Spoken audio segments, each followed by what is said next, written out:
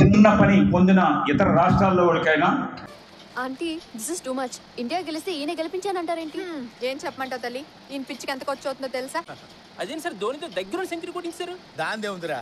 రై ఏ మాట కామాట చెప్పుకోవాలరా. వాళ్ళు కూడా మనం చెప్పినట్టు. నేను అనుకుంటే ఎమ్మెల్యే పదవి 5 నిమిషాల పని. నేను ఎవరో తెలుసా నీకు? నా రికార్డ్స్ తెలుసా?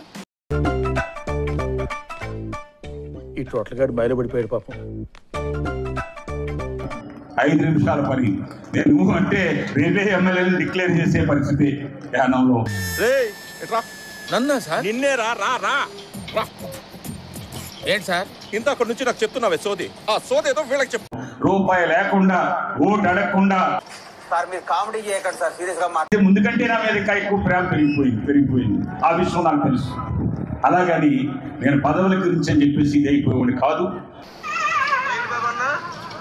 పదవుల గురించి అని చెప్పేసి ఇదైపోయేవాడిని కాదు. పదవుల గురించి అని చెప్పేసి ఇదైపోయేవాడిని కాదు.